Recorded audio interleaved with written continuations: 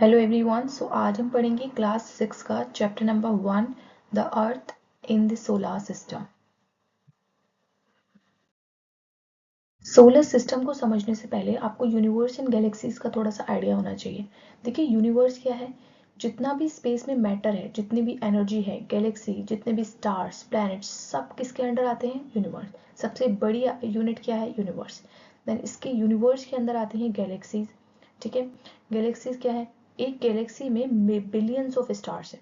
ठीक है, उसमें डस्ट, गैसेस, ये सब गैलेक्सीज के अंदर आते हैं। ठीक है, हमारी जो गैलेक्सी जिसमें हमारा सोलर सिस्टम आता है, जिसमें हमारी अर्थ आती है, उसको कहते हैं मिल्की वे गैलेक्सी। ठीक है, ये नाम इंपॉर्टेंट है। Our galaxy name is milky way. Okay, ये सोलर सिस्टम क्या है? इसको सोलर फैमिली भी कहते हैं क्योंकि ये सन की फैमिली है। इसमें क्या है? इसमें 8 प्लैनेट है, मून है, एस्ट्रॉयड है, मेटेरॉइड्स है। तो ये सारी चीजें, ये पूरा जो एक सिस्टम बनाते हैं, इसको हम कहते हैं सोलर सिस्टम, जिसमें सन हमारा सेंटर में है और बाकी जितने भी प्लैनेट हैं और जितनी भी बॉडीज हैं, ठीक है, वो सब सन के अराउंड एक फिक्स पाथ में रिवॉल्व करते हैं। ठीक है, तो अब आपको ये सीक्वेंस याद होना चाहिए क्योंकि ये बहुत इंपॉर्टेंट है। यहाँ पर आपका मान लो फॉर एग्जाम्पल सन है। सन के सबसे नियर जो प्लेनेट है दैट इज मर्करी। ठीक है, उसके बराबर में है वीनस, देन उसके बाद अर्थ। इनका सीक्वेंस आपको पता होना चाहिए। मास, ये जो 4 प्लेनेट हैं, इनको इनर प्लैनेट भी कहते हैं। ठीक है, ये सॉलिड और रॉकी पार्ट से बने हुए प्लैनेट है। देन इनके बीच में आती है एस्ट्रॉयड बेल्ट। ये कुछ ऑब्जेक्ट की बेल्ट है जो कि आपके मार्स एंड जुपिटर के बीच में आती है। ठीक है, एंड देन इसके बाद जुपिटर, सैटर्न, यूरेनस, नेपट्यून। ठीक है, तो ये सारा जो सिस्टम है जिसमें ये सब जितने भी प्लैनेट हैं एक फिक्स पाथ में मूव कर रहे हैं, इसको हम कहते हैं सोलर सिस्टम। देखिए, सेलेस्टियल बॉडीज किसको कहते हैं? वो नेचुरल बॉडी या वो नेचुरल ऑब्जेक्ट जो आपकी स्पेस में मिलती है, जैसे आपके स्टार्स, सैटेलाइट्स, प्लैनेट्स एंड ये एस्ट्रॉइड्स, मिट्योर्स, ये जितने भी स्पेस में मैटर है उसको हम सेलेस्टियल बॉडी कहते हैं। ठीक है, स्टार, सन भी एक स्टार है। ठीक है, मून, मून एक सैटेलाइट है। आगे मैं आपको बताऊंगी कि कैसे कैसे है, बट आप अभी इन शॉर्ट आप ये समझ लीजिए कि सन हमारा इस एक स्टार है, मून हमारा सैटेलाइट है, अर्थ प्लैनेट है, और ये एस्टेरॉइड बेल्ट मैंने भी आपको सोलर सिस्टम में बताया कि ये मार्स और जुपिटर के बीच में एस्टेरॉइड की एक बेल्ट है। देन ये मिटियोर्स है। ठीक है, चलिए समझते हैं स्टार्स क्या होते हैं। देखिए, स्टार्स बहुत बड़ी ह्यूज बॉडीज होती हैं गैसेस की। ठीक है, ये अपनी हीट एंड लाइट खुद ही जनरेट करते हैं। इनके पास अपनी हीट एंड अपनी लाइट होती है। फॉर एग्जाम्पल सन, सन भी एक स्टार है एंड सन अपनी एनर्जी खुद बनाता है। सन के कोर में अंदर एक केमिकल प्रोसेस होता है जिससे ये अपनी एनर्जी जनरेट करता है, और ये जैसे अर्थ को भी सन से ही एनर्जी मिलती है, इसी तरीके से और भी अदर प्लैनेट्स एंड सैटेलाइट्स हैं जो सन से अपनी एनर्जी लेते हैं। ठीक है, ये सन हम अर्थ से बहुत ज़्यादा बड़ा है, लेकिन ये हमें बहुत छोटा नज़र आता है क्योंकि अर्थ और सन के बीच की जो डिस्टेंस है वो बहुत ज़्यादा है। देखिए, स्टार्स तो आसमान में बहुत सारे नज़र आते हैं हमें। स्पेशली जब हम रात में अगर छत पे जाएं तो हमें बहुत सारे आसमान में तारे नज़र आते हैं। तो ये हमें ऐसा नहीं है कि ये बहुत छोटे हैं इसलिए हमें ऐसे नज़र आ रहे हैं। स्टार्स बहुत बहुत बड़े होते हैं, बट ये हमारी अर्थ से इतने ज़्यादा दूर हैं कि ये हमें बहुत छोटे नज़र आते हैं। अब बात करते हैं कॉन्स्टलेशन क्या होता है। देखिए, स्टार्स वैसे तो बहुत सारे स्टार्स होते हैं, लेकिन कुछ स्टार्स ऐसे हैं जो एक पर्टिकुलर पैटर्न बनाते हैं और ये पैटर्न हमेशा सेम सिमिलर ही रहता है ऑलमोस्ट, तो उसको हम कॉन्स्टलेशन कहते हैं।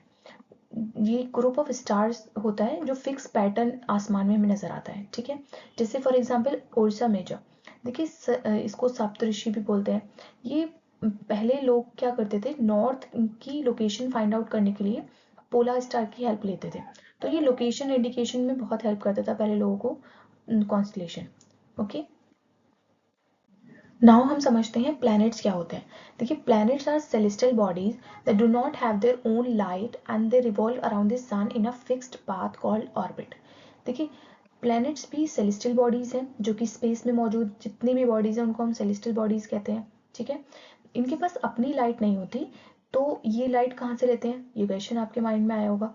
देखिए, जितने भी प्लैनेट्स हैं वो सब सन से लाइट लेते हैं। ये जैसे हमने अभी बताया कि सोलर सिस्टम में सन बीच में है, बाकी सारे प्लैनेट सन के अराउंड एक फिक्स पाथ में रिवॉल्व करते रहते हैं, ठीक है। तो उस यहाँ पर लिखा है कि उसको हम ऑर्बिट बोलते हैं, एक ऑर्बिटल पाथ में ये रिवॉल्यूशन घूमते रहते हैं सन के चारों। सन से ही अपनी सारी एनर्जी लेते हैं, इनकी अपनी लाइट अपनी एनर्जी नहीं होती, तो ये सन से अपनी लाइट ले रहे होते हैं, ठीक है। अब देखिए प्लैनेट ग्रीक वर्ड से निकला है जिसका मतलब होता है वंडर्स। अब प्लैनेट्स में एक सबसे इंपॉर्टेंट प्लैनेट जो हमें पढ़ना है वो है अर्थ। अर्थ थर्ड नियरेस्ट है सन के। अभी हमने पढ़ा था कि सबसे पास कौन है सन के सबसे पास आता है मर्क्यूरी, देन उसके बाद आता है वीनस, एंड थर्ड आता है आपका अर्थ। और जितने भी 8 प्लैनेट्स हैं उसमें 5th लार्जेस्ट प्लैनेट हमारा अर्थ है। अर्थ की शेप एकदम सर्कल नहीं है, अर्थ की शेप जियोइड शेप बोली जाती है, क्योंकि अर्थ का जो नॉर्थ और साउथ पोल है ये थोड़ा सा चपटा है, थोड़ा सा दबा हुआ है, ठीक है। तो इस वजह से इसकी एक्चुअल एकदम सर्कुलर शेप ना होकर जियोइड शेप हम बोलते हैं। It is called blue planet, क्योंकि मेजरली जो हमारा अर्थ है उस पर वाटर है, ठीक है। हमें ज़्यादातर ओशंस, अगर आप मैप देखेंगे तो आपको ज़्यादातर ब्लू ब्लू नजर आएगा क्योंकि वहाँ पर ओशंस है, ठीक है। तो इसलिए इसको ब्लू प्लैनेट भी बोलते हैं।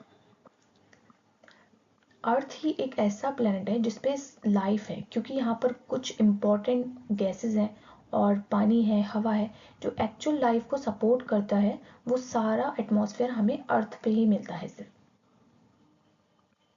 Now satellite. Satellite is a body that revolves around a planet. देखिए मैंने अभी आपको बताया कि प्लैनेट किसके अराउंड घूमते हैं, सन के अराउंड। सन के चारों ओर चक्कर कौन लगाता है, प्लैनेट्स। लेकिन प्लैनेट्स के चारों ओर चक्कर लगाता है सैटेलाइट, ठीक है। जैसे फॉर एग्जाम्पल ये अर्थ है, अर्थ के चारों ओर जो रिवॉल्व करता है वो है हमारा मून। मून क्या है, मून अर्थ की नेचुरल सैटेलाइट है, इसके पास अपनी लाइट नहीं होती है, तो मून हमें इतना चमकता हुआ क्यों नजर आता है। देखिए मून के पास अपनी लाइट नहीं है, लेकिन ये भी प्लैनेट की तरह सन से अपनी लाइट लेता है, ठीक है। तो सन सैटेलाइट्स को भी अपनी लाइट दे रहा है और प्लैनेट्स पे भी लाइट पहुंचा रहा है। सन के पास इतनी ज्यादा एनर्जी है और ये अपनी एनर्जी खुद बनाता है, ठीक है। अब देखिए रिवॉल्यूशन एंड रोटेशन का आपको पता होना चाहिए। देखिए रिवॉल्यूशन क्या होता है, ये जैसे सन है, सन के चारों ओर हमारी अर्थ चक्कर लगाती है जिसको हम कहते हैं रिवॉल्यूशन, एंड अर्थ अपने एक्सिस पे भी घूमती है जिसको हम कहते हैं रोटेशन। इसी तरीके से मून भी अर्थ के चारों ओर चक्कर लगाता है, उसको कहते हैं रिवॉल्यूशन, एंड अपने एक्सिस पे भी मून घूमता है, उसको कहते हैं रोटेशन। तो मून का स्पेशल फीचर है कि मून का rotation time and revolution time, ये भी 27, ये भी 27, ये दोनों ऑलमोस्ट सिमिलर है, जिसकी वजह से हमें अर्थ पर सिर्फ मून की एक ही साइड विजिबल होती है। Moon does not have condition suitable for life, moon के पास लाइफ सपोर्टिंग कंडीशन नहीं है, जिसकी वजह से हम मून पर रह नहीं सकते। अब देखिए full moon and new moon, ये फेजेस होते हैं मून के। मैंने अभी आपको बताया कि मून भी ये रोटेशन एंड रिवोल्यूशन करता है, तो इसके जाहिर सी बात है इनके फेजेस आएंगे, इनके अलग अलग फेज होंगे। तो फुल मून फेज वो होता है जहाँ पे sun and then earth then moon. यहाँ पर क्या होता है, इसको फुल मून को पूर्णिमा भी कहते हैं, जिसमें हमें मून फुल पूरा नजर आता है, ठीक है। न्यू मून में क्या होता है, इसको अमावस्या कहते हैं, जहाँ जब हम मून बीच में होता है और हमें मून नजर नहीं आता। तो आपको ये सीक्वेंस याद रखिएगा, जब अर्थ बीच में होती है तो फुल मून, और जब मून बीच में होता है तो न्यू मून। आई होप आपको वीडियो समझ आया होगा। अगर कोई डाउट हो तो कमेंट में ज़रूर पूछिएगा।